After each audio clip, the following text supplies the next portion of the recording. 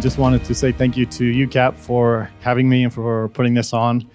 I think it's incredible that things like this exist. Programs and communities and people are involved in this work of helping to heal specifically men's hearts, because I lost my heart for a long time. About 20 years ago, I returned home from an LDS mission and got really complacent in my life. Made some poor choices, and pornography became a part of that. And I didn't know where to turn for help. I turned to the church program, the 12-step program. I kind of like fumbled my way through that, living a half-truth. And in the meantime, met my future wife. We were married. I took the lies and secrecy into my marriage. I love Curtis Morley's presentation earlier today, where he talked about shame thrives in silence, secrecy, and judgment, because that was my life for 16 years, where I lived in silence and secrecy, and I judged myself, and I was buried in shame, and I didn't know how to get rid of it. And I thought for a long time I would just figure things out on my own. My lies could never come to the surface, otherwise I would lose everything, and I might as well be dead at that point. My life wouldn't have worth at that point. And it's not a fun way to live. It weighs on you, and it puts a burden on your shoulders. And men are very good at compartmentalizing, and I was good at that as well. I could live a double life where I was suffering in silence, and I would put a good face on for my family, for my job, for my church, whatever else needed to happen. And it all came to a head about 4 years ago when my wife found out everything about me. She found out all my lies, my secrets. She found some information on my phone that was really incriminating for me. And at that point, I let everything out. I told her everything that I've been involved with over the past almost 13 years of our marriage and the 2 years before I had met her. And we made preparations for divorce. I asked her if there's any way we could work through this and survive and stay married. And she said no. She kind of laughed at me. She's like, I can't even stand to look at you right now. I can't stand to be in the same room with you. How could I ever laugh with you again? How could I ever be intimate with you again? There was no possibility in her mind. And so we made preparations for divorce, and she told her parents about it. And her dad wanted to see me. He wanted to talk to me. And so he came to our house, and my wife called me. She said, my dad's here and he wants to see you. I said, okay, I'll be right over. And I walked into the door of my own house with just this heavy heart. Didn't want to be there. I wanted to fall through the floor. I wanted to be anywhere but there. These were my greatest fears that were being realized. And I had to go face this man whose daughter's heart I had just broken, whose soul I had just crushed. And I had to go and face him. And so as I walked into my own house, I saw him sitting at our kitchen table. And he stood up, and my head dropped, my heart sank, and I said, hello. And he started to walk towards me with this kind of emotionless look on his face. And as he got closer to me, he opened his arms to me and wrapped me in an embrace. And I lost it. I just started bawling on his shoulders. And he said, it's okay, Chris. I love you. And I said, what do you mean? What do you mean you love me? You just found out everything I've done. I just broke your daughter's heart. How can you say that? And he just patted me on the back and reassured me, it's okay. I love you. I love you, Chris. I love you as much as my own 2 sons. And we'll get through this. And I was just heartbroken, just sobbing and confused. And I asked him, I said, how can you say that? If somebody did this to my daughter, I would hate him. And he just kept reassuring me, it's okay. It'll be all right. I love you. And for me to hear those words after the years of lies and weight that I'd put on my own shoulders, thinking that I was unlovable, that I was past love, that I was somehow outside of God's grace, that I'd fallen too far, was a moment that changed me forever, because the grace was offered to me that I thought I was unworthy of. And he gave me a second chance at life. And then he sat me down on the couch next to me and looked me square in the eyes. And he said, "Chris, this can never happen again. I need you to promise me." And I said, "Yes, okay, I promise this will never happen again." And at that moment, that grace that I received, I took that feeling and poured everything I had into figuring this out, to figuring out how I could move beyond this, put this behind me for good.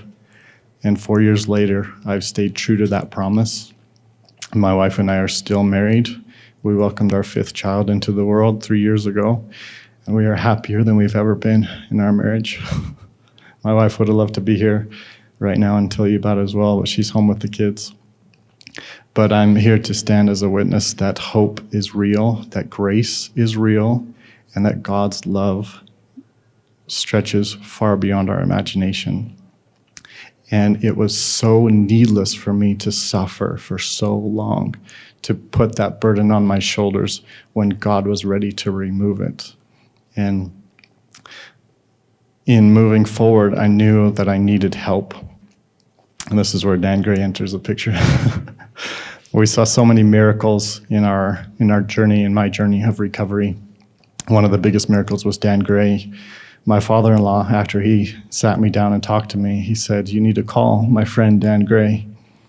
Him and I served a mission together in Paris, France in 1970. We were mission companions, and we still talk to this day, 50 years later. And he said, "Dan Gray's probably one of the greatest minds that can help you." And so I got into therapy with Dan. He was my therapist for 3 years. He saw me get rebaptized into the church. Last year, I was able to get my temple and priesthood blessings restored. My family was restored. My 3-year-old daughter, who was born outside of the covenant, we were able to take her back to the temple last March. And her smile was the brightest, most beautiful thing I've ever seen.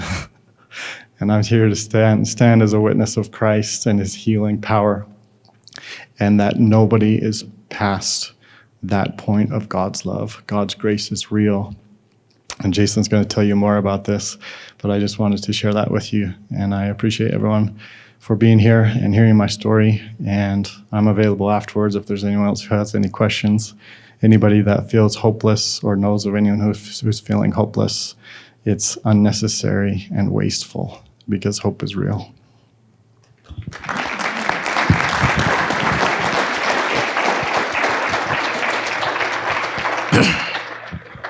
Wow, what a great story, Chris. I just love hearing stories like that because it actually is real. And as a therapist, I see that all the time.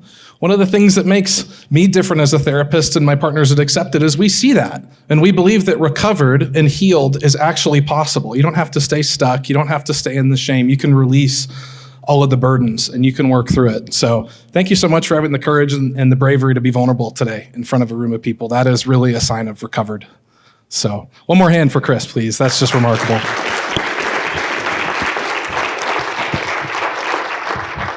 All right, well, thanks for coming to listen to me talk today. So I'm going to share with you a little bit about the anatomy of shame, and we're going to walk you through kind of a 3-step process that I walk my clients through and that my partners at Accepted, we walk our clients through to help you get to the source of your stuck and where shame comes into play to that. So a little bit about me. I am a Catholic therapist. I'm one of like 3 or 4 Catholic therapists in the state of Utah, so we're few and far between. I'm the diversity speaker here today. But I've been practicing for almost 3 years, and I specialize in working with unwanted sexual behavior and betrayal trauma. I've been trained by APSATS. I'm a certified clinical partner specialist candidate.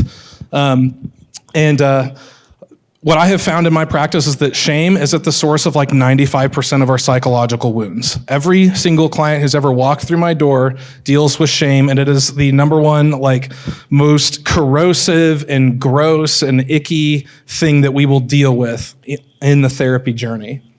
So the first thing we have to do is we have to differentiate shame and guilt. This is super important because so many times, especially in religious culture, these two things get completely conflated, and we actually have no idea what the differences are. Raise your hand if you think that you actually know the differences between shame and guilt. Okay. Maybe half the room there, and I saw a lot of hands kind of bobbing there. So I'm gonna go with maybe a quarter of the room actually can differentiate this. So this is the most important step for me. We've got to determine what healthy guilt actually is. So healthy guilt is about our behaviors and our actions. In the right dose, guilt will sting, and it should, because it's going to force you to recognize that you screwed up and you made a mistake, and you need to go and repair for that mistake. We need to atone for that. So it pushes us towards reconciliation, and it pushes us towards repairing with whoever or whatever it is that we need to repair with. It encourages and invites an authentic and healthy contrition. In the Catholic world, we talk about contrition, and contrition meaning like, are you truly sorry for your sins? Do you actually feel sorry for what you did? And what this sounds like in our inner dialogue, in our inner monologue, is I did something wrong. I made a mistake. And what's notable about that is when you do something wrong or you make a mistake, you can repair that. You can actually move forward from that. Everybody makes mistakes. This comes from our conscience, it comes from our inner voice, and for me, it comes from our most true, authentic self. That right amount of healthy guilt is always coming from the soul. And the two words that I would put that really characterize healthy guilt is conviction and change. Because healthy guilt convicts us of our mistakes and what we've done wrong, and it actually motivates us to change and to do something different. So I'm going to bring in one of my absolute favorite people in the world here, Brené Brown.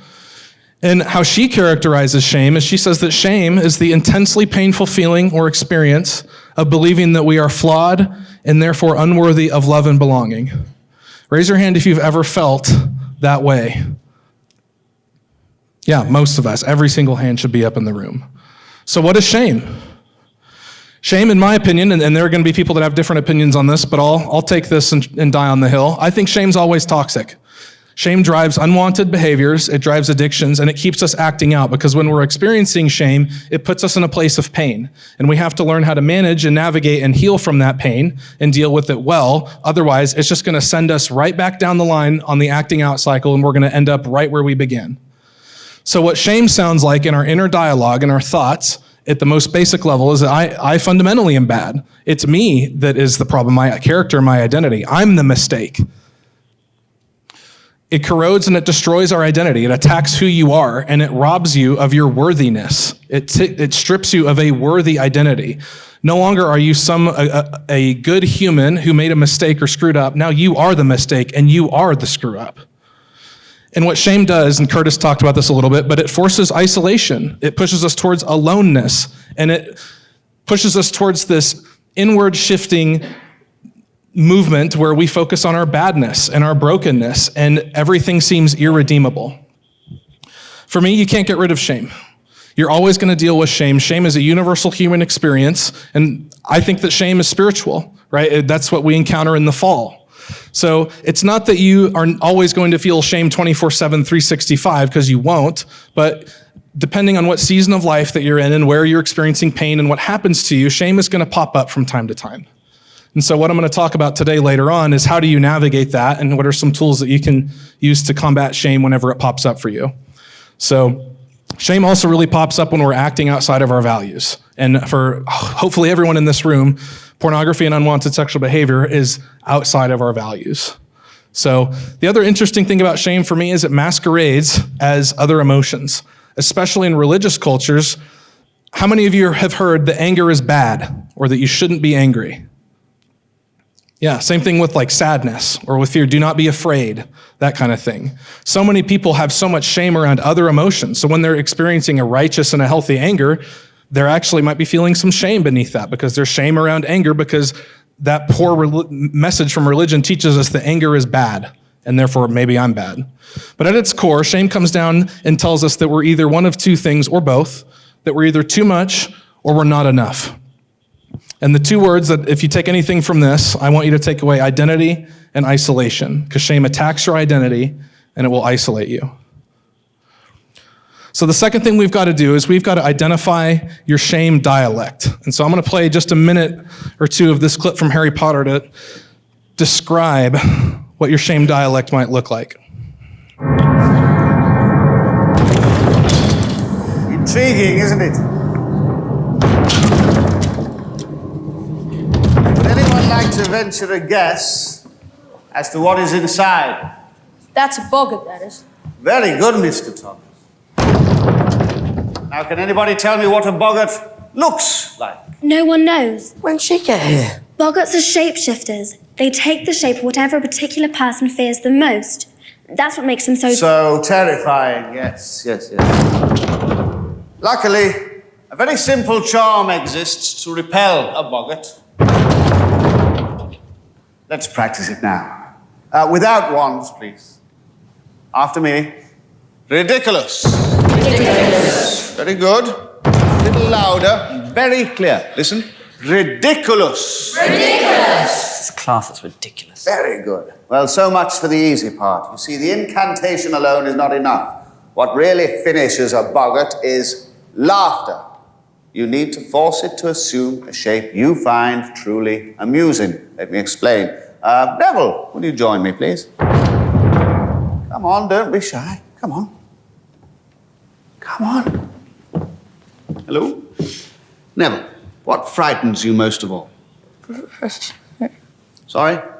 Professor Snape. Professor Snape, yeah. Frightens us all. And I believe you live with your grandmother. Yes, but I don't want that boggart to turn into her either. No. It won't. I want you to picture her clothes, only her clothes, very clearly in your mind. She carries a red handbag. You don't need to hear. As long as you see it, we'll see it. Now, when I open that wardrobe, here's what I want you to do. Excuse me. Imagine Professor Snape in your grandmother's clothes. Can you do that? Yes. Wand at the ready. 1, 2, 3.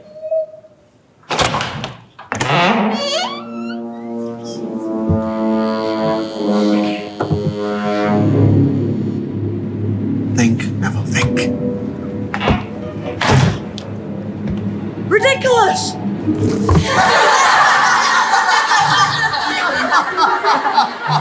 Wonderful, Neville, wonderful, incredible. Okay, to the back, Neville. Everyone form a line.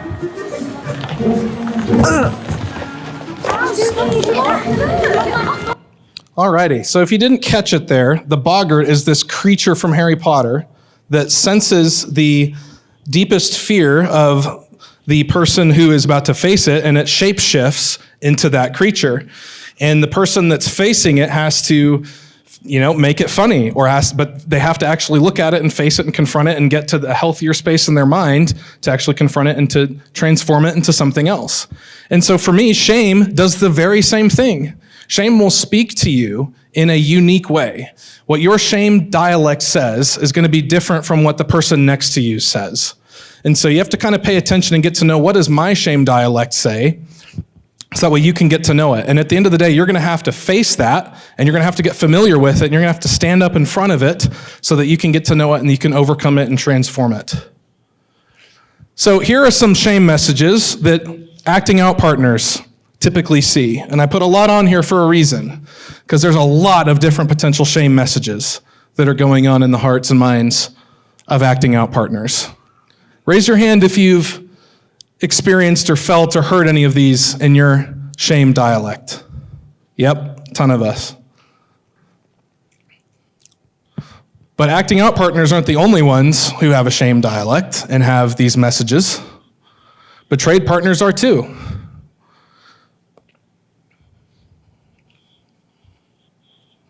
And this is, I probably could have put more on here, honestly. These are all just ones that I've seen. And notice how all of those things are telling, there's some version of I'm too much or I'm not enough.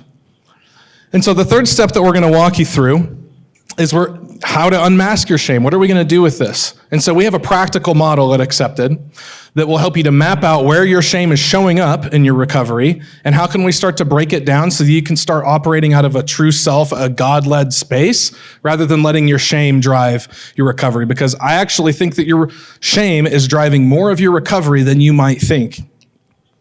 So at the center of all of our beings, at our very most core, we have what I call the true self. And for me, this is the soul. This is the imago Dei. This is the God image. This is inherently good. This is always dignified. This is, us made in the image and likeness of God. But what happens throughout life is we are traumatized. We suffer pain. Bad things happen to us. And what happens in those traumas and when we're in pain is the shame messages can come in. When we're traumatized or being wounded, a shame message is bestowed upon us. And so what this looks like in reality is just simply your negative self-talk. That's the easiest place you can start looking for your shame, is in your negative self-talk. And at the core there, what that negative talk will say, again, is you're either too much or you're not enough. And where this shows up for me, especially with my religious folk, is this is actually where the enemy operates. He's trying to corrode your identity so that you become unworthy of that identity in the middle. And if you're unworthy of that identity in the middle, you're going to be unworthy to meet your own needs and to grow.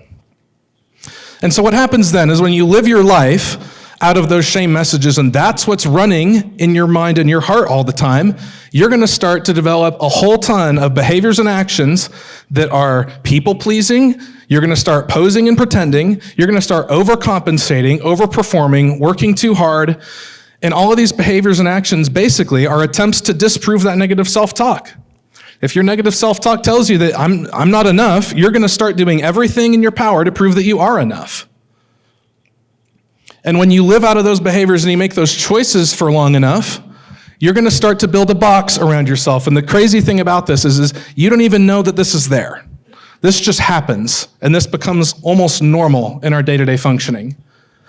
And what that box is a box of perfectionism and unrealistic expectations. Before we even recognize it, perfectionism and unrealistic expectations are running our life. And the easiest way to start picking out where you're living in perfectionism or you're setting unrealistic expectations for yourself is, where am I engaging in black and white thinking? Either or thinking, all or nothing thinking. Where am I being inflexible? Where are the shoulds, the coulds, the have-tos, the need-tos, the can'ts? Where are all of those things? Ultimatums, definite truths. And what we can do is we can start to take some tools to this box so that we can break down the shame and start to get access to that true self space in the middle. So we'll walk through that here with the tools on this. So this is just an example, a super common one for an acting out partner that I typically see. So an acting out partner might experience these shame messages. Vulnerability is unsafe. Sex shouldn't be talked about, or sex is bad. Toughen up, you can't be weak. Weakness is bad, and my desires are bad. So if you're suffering from those shame messages, somebody who is experiencing that is probably going to start behaving like this. They're probably going to be super emotionally unavailable. They're definitely probably going to medicate with porn. They're only going to be 95% honest. They're going to do all of this was me in recovery, doing all of the right things and just being vulnerable enough to look like I was being vulnerable and to get the pat on the back from my accountability partners, from groups and that sort of thing. But there was that 5% that I knew that I needed to share but held back on. We might tell ourselves that sex is a need. We might emphasize sobriety, or that we might equate recovery equals sobriety, right? And we also might go on a silver bullet search. I see this a ton. I just have to find the right therapist for me who's going to say the right thing or going to give me the right intervention that's going to make me sober. Or I just have to keep listening to the podcast and reading the books because eventually there's going to be something out there that's going to help me. And you start to develop performative recovery. You're just box ticking, right? Just to make your partner happy. And so some of the thoughts or the perfectionism and the unrealistic expectations that you might be suffering from might look like this. Notice all the black and white thinking. Weakness is bad. Vulnerability is weak. Recovery has to be linear. I can never mess up. Relapses are bad. I can't admit that I like porn and that it served a purpose for me. I can never look at porn or act out again. And so here's what we're going to do. First, we have to recognize where we're getting stuck in the black and white thinking. You have to actually acknowledge that it's not serving you, that it's actually causing you a lot of problems. Secondly, you have to be vulnerable about it. You have to actually say this to someone. You have to work through this with a therapist, a coach, a mentor. Somebody has to guide you through this process. I've never done this by myself to myself. I have only done this in the client's chair, being guided through this by my guides, because you can't see these black and white thoughts yourself. And so what we can do then is we can just take some critical thought to these black and white thinkings or these unrealistic expectations. So what I do with this client is prove to me that 100% of the time weakness is a bad thing. And I promise that if you follow that logically as far as you can, it will be broken down because everyone has weaknesses. You can't prove that weakness is always a bad thing 100% of the time, always, ever. Same thing with vulnerability is weak. You can just break that down and reframe it to something like vulnerability requires courage, which takes strength, and vulnerability is hard. And same thing with relapses are bad. They're not bad. The relapses are one of the most helpful gold nugget tools that you can, if you use them well, that can help move you along faster in your recovery. But you have to come to realize that relapses are opportunities to learn and that you can learn from that. And so when you break those down, it's going to be easier to start changing your behaviors and your actions and make better choices. So if you're on the silver bullet search, kind of like I've also done that too, you will eventually come to the realization that no one single tip, trick, or tool is going to make you sober because you've probably tried 100,000 tips, tricks, and tools, and you're still acting out. So no one thing is going to keep you sober or make you sober. If you're being 95% honest, what you're going to have to do is foster some courage. Do things that require courage and maybe do things that build your strength. So maybe go cliff jumping in Moab or something that requires something really crazy to do, skydiving, I don't know. And if you're emotionally unavailable, you might learn that you're going to have to do work to become more available, to connect with your partner. And you're also going to have to be more honest when you're truly and authentically unavailable, because that also happens. You can ask my wife. She loves it when I'm unavailable. She's in the front row. You can put her on the spot. And so where we can take this is to the shame layer here in the middle, because somewhere along the line, this person learned that I'm too weak, or they were shamed for their weakness. And because weakness is bad, then we can't be vulnerable because vulnerability is a weakness. And so we can just reframe some of that stuff. It comes to a point of healing where you could acknowledge that, hey, I have some strengths and it's okay to have weaknesses. I can't be Superman 24/7, 365. And that vulnerability takes courage with safe people because it does, and it's hard. It has never been easy for me. And I'm a therapist. So let's take a look at what this might look like for a betrayed partner.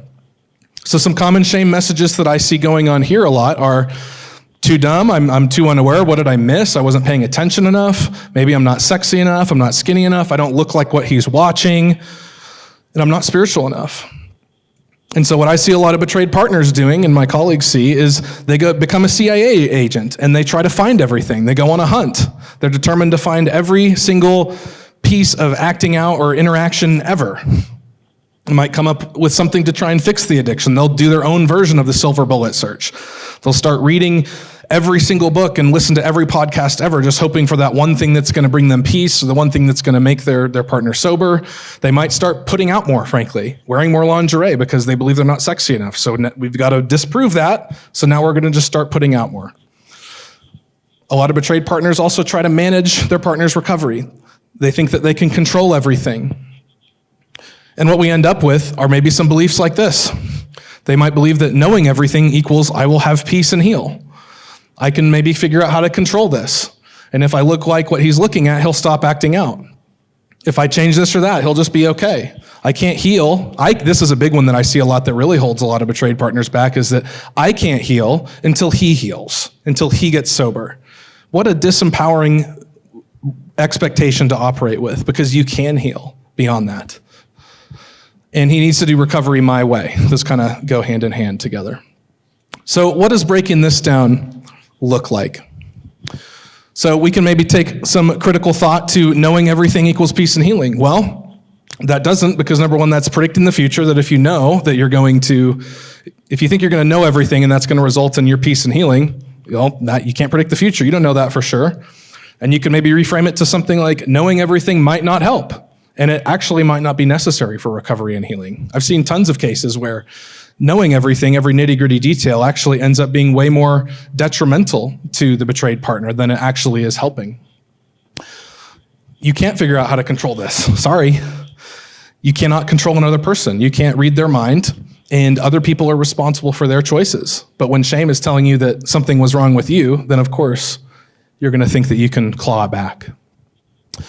And if you're struggling with, if I look like what he's looking at, he'll stop acting out. Maybe we can reframe that to something like, my body is beautiful the way that it is, and it wasn't the reason that he acted out. That's a deeper layer of healing, but it's absolutely possible.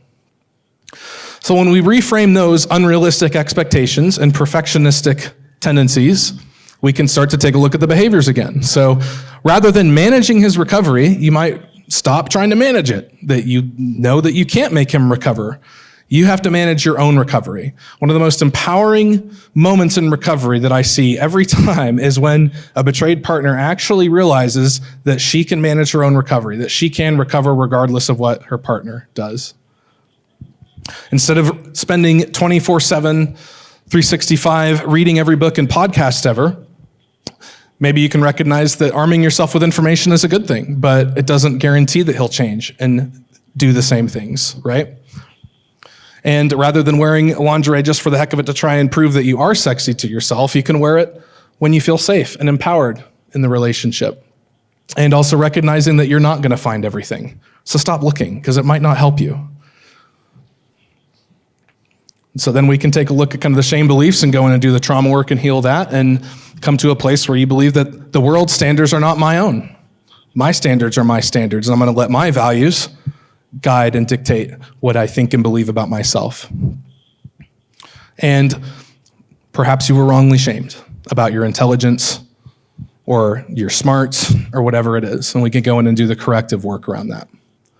So at the end of the day, I hope you take away that you'll need a guide for this. You can't do this alone, but there is a way. This is a lot of information really, really quickly, but I hope it painted the picture that this is totally possible. But you will need a guide. I've needed a guide. I'm still working through this. The shame will shapeshift as well. My shame looks and sounds different today than it did 5 years ago. I have to constantly kind of be in relationship with it. And so I want to invite you to let one of us at Accepted or another therapist guide you through this and be a part of this process for you, because this is what we do all the time. So we really actually do believe that you can experience recovered. We do believe that healed is possible because we see it and we live it. So that being said, thanks for listening. Thanks for receiving all that information. And I'm open to any questions if you want to have them. I'll just do a little bit of Q&A. We still got about 10 minutes. And I'll also be around at my booth if you want to chat a little bit after. So thanks for being here today.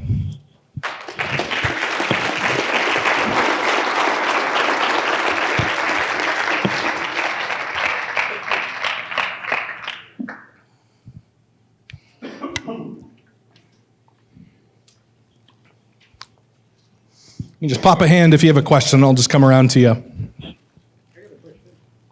Yes. Healthy guilt. Is there an unhealthy guilt? The question is I mentioned healthy guilt, but is there an unhealthy guilt? I would venture to say that I have another version of this presentation where I put toxic guilt on there. But I think, after some consultation with some colleagues, I really think that all guilt actually is healthy, and if it starts to become unhealthy, you're already in the shame category. If you're guilty about something you did for weeks and weeks on end, that's not guilt. That's just shame hanging around trying to tell you that you should be guilty.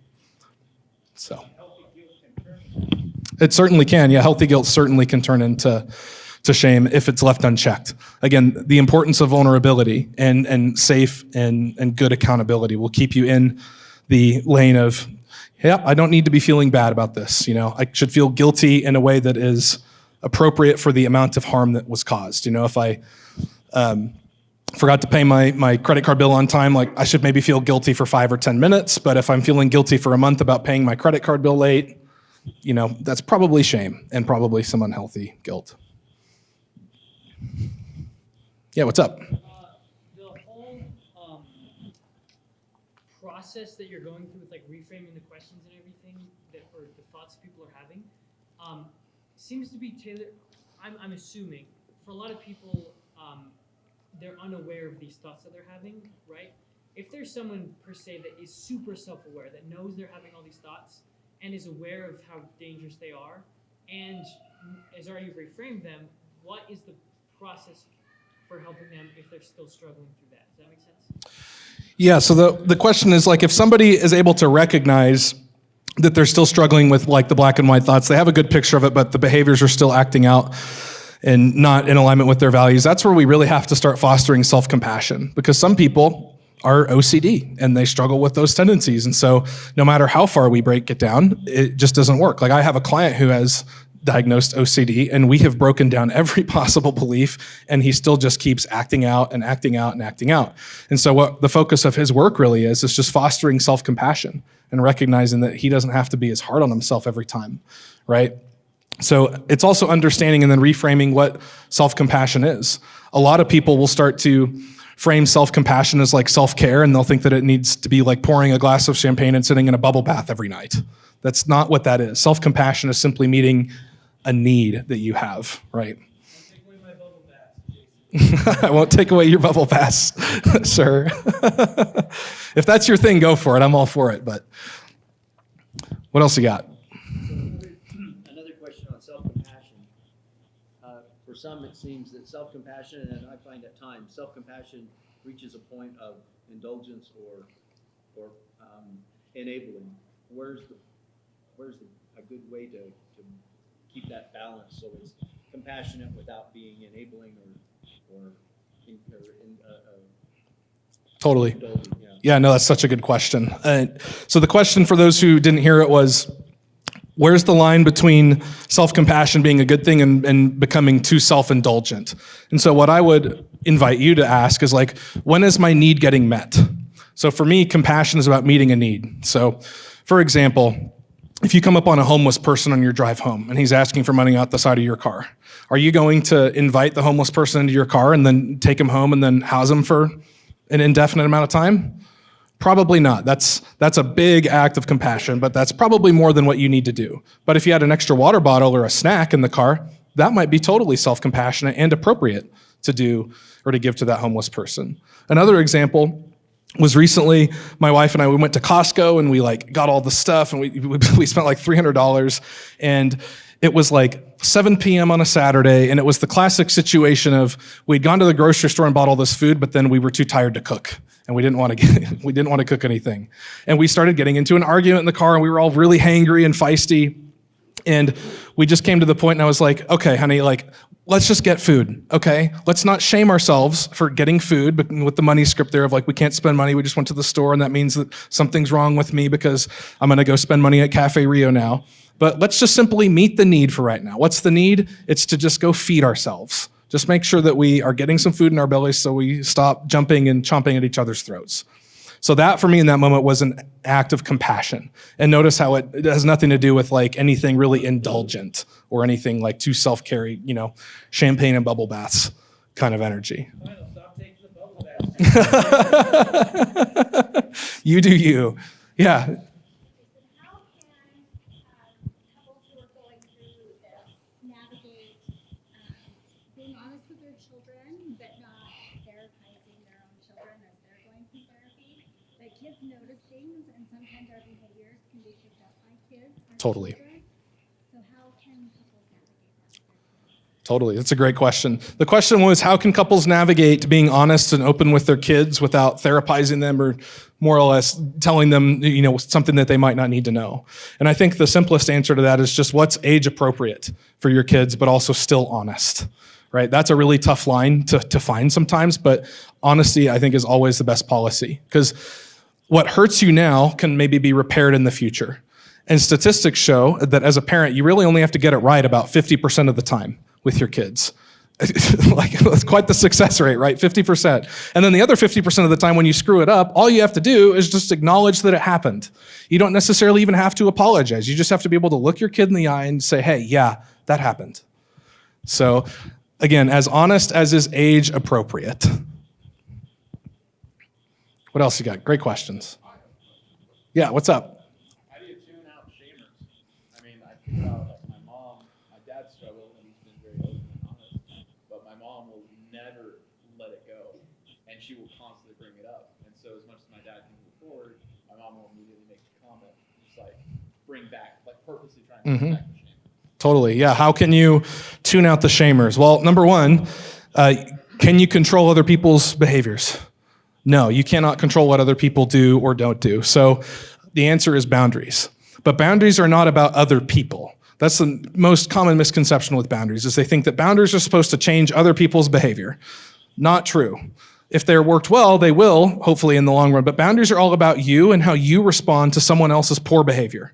So when mom is shaming someone and you're feeling shame or some sort of reaction, what are you going to do to respond to that? So maybe it's getting up and leaving the room. Maybe it's naming it and then leaving, right? So setting a boundary like that, but then keeping the focus on how am I going to respond to the person that's being a jerk? Because you can't make them stop being a jerk. And you can say, I'm setting a boundary all day long, but it's only going to be effective if you respond to it and you take care of you first. Yeah, what's up? This might be a harder question, maybe not, I don't know. Go for it. I found with some of my more intellectual friends, maybe they're chronic redditors, maybe not, but they seem to really believe this belief, and you had it up there that like sex is this need, and so pornography can meet that need, and so like sleeping around can meet that, but I also see how it destroys their life in other ways, and they suffer from this loneliness. Yeah, and I'm not going to go and preach what's wrong, right or wrong with them, but I also see all these negative. I don't know. My point is you being not only Christian but like a psychology therapist, whatever you're doing. How would you address that? Like, sex is a need, that needs. Mm-hmm. Yeah, so whenever people run into that, I ask you, will you die if you don't have sex for the rest of your life? No. You're going to stay living. Celibacy exists, right? Sex is not in the same category as food, water, shelter, clothing. So you won't die. It's not an essential need to live, right? Now, the needs beneath sex that sex can meet are maybe connection, intimacy, relationship, needs like that. So it's really an intimacy and a connection need that you're trying to meet, not the biological act of sex that's going to meet that need. Yeah. I've seen that though on Maslow's hierarchy, that sex is down at the bottom. Mm-hmm. I think that's more of the human race being continued. Mm-hmm. To have children, we have to procreate. But how do you get people to understand that there is a difference between that? Sure, yeah, I mean, it's a need if you want to procreate, but it's not an essential human need to keep you alive. So again, it's just kind of simply framing that, and then a lot of people will sit in pain, and they'll sit in discomfort, and they'll eventually get to the point where they will have to grieve the fact that they don't need sex in that way, right? They don't need sex to fulfill connection or intimacy. So a really big piece there, and we talk about this at Accepted all the time, is the way off of our acting out cycle isn't necessarily to put systems in place or to, it's not going to be a silver bullet or do this thing when you're preoccupied and in your ritual stage, but it's what do you need to grieve in that moment? Do you need to grieve the pain that you're in? Or do you need to grieve the loss of the fact that your need is going unmet and that you really want connection and intimacy and no one's going to have sex with you? So the grief work is really an important piece there. I think we got time I'll take 2 more questions. So if you really want it, toss the hand up. I'll go you had it up first. Okay. I have a question. I want to understand a little bit better the whole silver bullet concept. Mm-hmm. Because in my mind, I'm thinking, well, I don't feel like there is bad in looking for like practical tips or like coping mechanisms. Sure. For whatever reason to like get like on top of the problem, so I kind of want to understand a little bit better kind of what we mean by silver bullet, if that makes sense.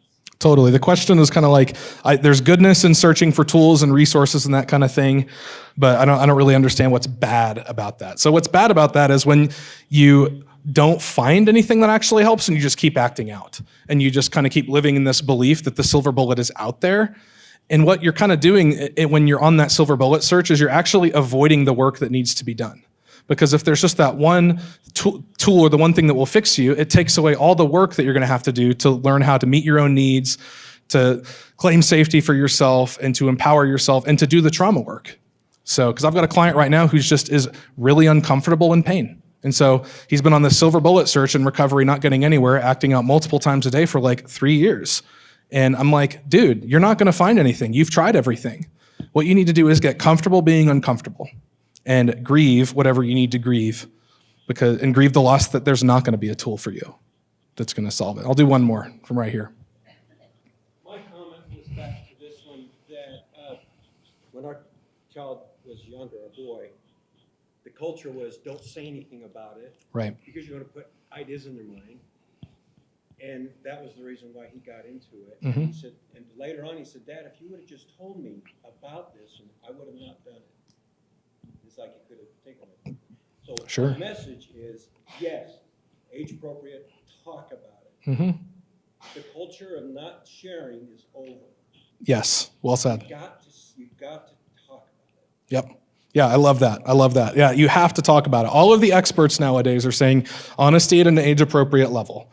That's the best case. Whenever you want to go make love with your spouse, you're going to tell your kids, we're going to go have special mommy-daddy time.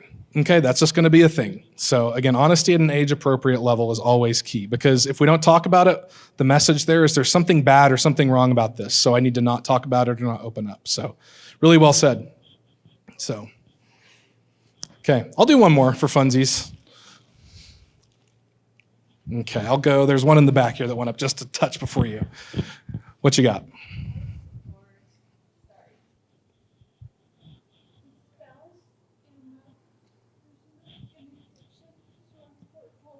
Mm-hmm.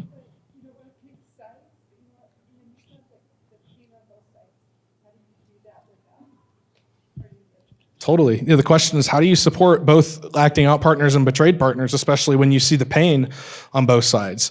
And the first thing I would say is honor what's true. There's pain on both sides of that, and we can sit with and honor and grieve that pain. And that's just being honest about it.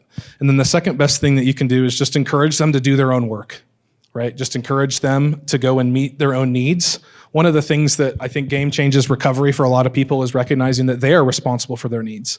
It's not their partner's responsibility to make them safe. It's not their partner's responsibility to make them comfortable or to meet their needs. It's the individual's responsibility to advocate for those needs, learn what they are, and meet them for themselves. And then at a healthier level, the partner can come in and then contribute to that or meet it later down the road when they're in a healthier space. So my best advice is always just inviting them to do their own work, not telling them like you need to go to therapy, but hey, as your friend, I want to invite you to consider that. And what I like about an invitation is that's exactly how God is with us. He invites us into doing things. He never forces us.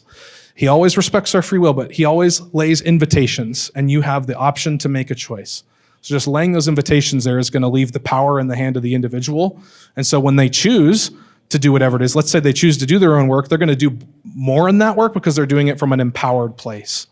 So, yeah. Okay, well, thanks again for being here.